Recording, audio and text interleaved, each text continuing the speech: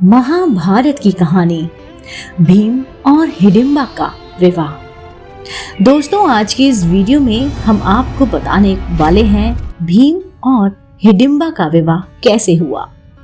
द्वापर युग की बात है। यह बात हर कोई जानता था कि कौरव पांडवों को हमेशा से अपना शत्रु मानते थे और कैसे भी करके उन्हें मारने की योजना बनाते रहते थे। एक बार जब पांचों पांडव और कुंती वर्णावत नगर में महादेव का मेला देखने गए, तब दुर्योधन ने उन्हें मारने की योजना बनाई। उसने पांडवों के विश्राम के लिए एक लाक्षागृह यानी कि लाख के महल का निर्माण करवाया। लाख ऐसी चीज है जो जल्द आग पकड़ लेती है। रात को जब सभी विश्राम कर रहे थे, तभी महल में आग लगा दी गई। पांडवों को इस बात का पता पहले ही चल गया था, इसलिए उन्होंने महल के अंदर सुरंग बना दी थी और वो सभी उस सुरंग के रास्ते सुरक्षित बाहर निकल गए। वहां से निकलकर वो सभी जंगल में पहुंचे और रात गुजारने के लिए एक जगह वहां पर रुक गए। भीम ने कहा कि आप सभी सो जाइए, मैं यहाँ पर पहरा देता हूँ। उसी जंगल में एक हिडिंबा नाम का राक्षस अपनी बहन हिडिंबा के साथ रहा करता था। वह इंसानों को खाकर अपनी भूख मिटाता था।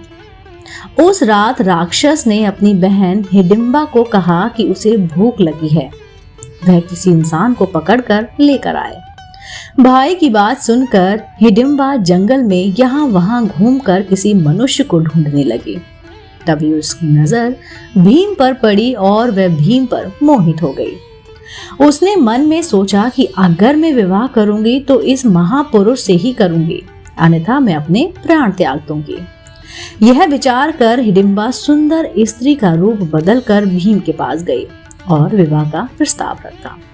जब इस बात का पता उसके राक्षस भाई को चला तो वह अपनी बहन को मारने के लिए दौड़ा। यह देख भीम ने राक्षस को रोका और दोनों ने जोरदार लड़ाई की, जिससे राक्षस मारा गया। शोर सुनकर कुंती और चारों भाई की भी नींद खुल गई। हिडिंबा ने फिर से भीम को विवाह करने का प्रस्ताव दिया, जिसे भीम ने ठुकरा दिया, लेकिन माता कुंती के समझाने पर हाँ कर दी। भीम और हिडिंबा का गंधर्व विवाह जंगल में संपन्न हुआ और कुछ समय बाद उसके घर एक पुत्र का जन्म हुआ। उसका नाम घटोत्कच रखा गया। दोस्तों, उम्मीद करती हूँ ये लघु कथा और कहीं लघु कहानी जो कि थी महाभारत से भीम और हिडिंबा का विवाह किसने कराया, क्यों कराया।